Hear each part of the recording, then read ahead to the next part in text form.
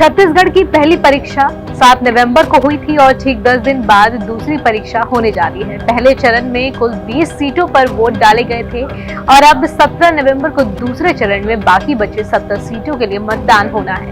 इस चरण में कौन कौन से दिग्गजों की किस्मत दांव पर है, ये हम आपको इस वीडियो में बताएंगे, लेकिन उससे पहले आप हमारे चैनल को सब्सक्राइब करें। नमस्कार, जनभावना टाइम्स पे आपका स्वागत है। मैं हूँ आपके साथ शालिनी श्रीवास्तव।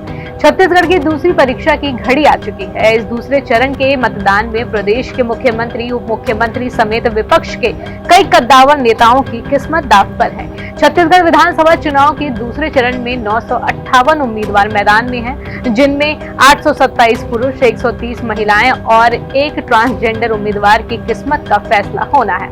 इस चरण में तकरीबन 1,63,00,000 मतदाता अपने मताधिकार का इस्तेमाल करेंगे।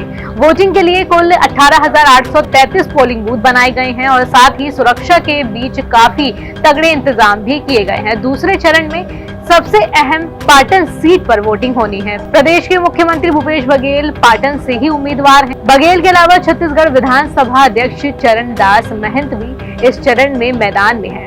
वो शक्ति सीट से चुनाव लड़ रहे हैं, तो वहीं उप मुख्यमंत्री टीएस सिंहदेव अंबिकापुर से अपनी किस्मत आजमा रहे हैं, जबकि ताम्रध्वज साहू दुर्ग रूरल से और रविंद्र चौबे साजा से चुनाव लड़ रहे हैं। इसके साथ ही राज्य के 8 मंत्री कांग्रेस के प्रमुख उम्मीदवारों में शामिल हैं।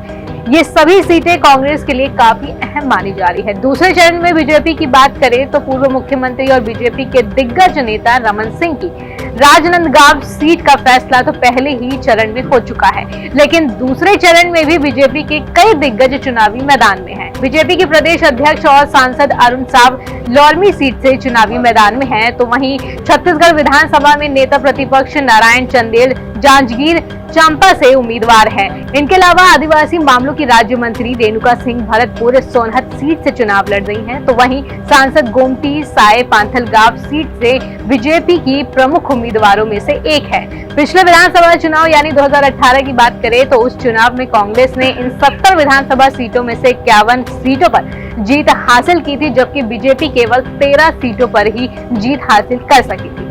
बाकी दलों में जनता कांग्रेस छत्तीसगढ़ 4 और बहुजन समाज पार्टी के प्रत्याशियों ने 2 सीटों पर विजय हासिल की थी। वहीं 2018 के चुनाव में कांग्रेस ने राज्य की 90 विधानसभा सीटों में से 68 पर शानदार जीत दर्ज की थी, जबकि बीजेपी 15 सीटों पर सिमट कर रह गई थी। इस बार देखना होगा कि छत्तीसगढ़ की जनता हाथ या कमल किस पर मोहर लगाती है और किसको सत्ता की चाबी सौंपती है। तो इस खबर पर आपकी क्या राय है, आप हमें जरूर शेयर करें। नमस्कार।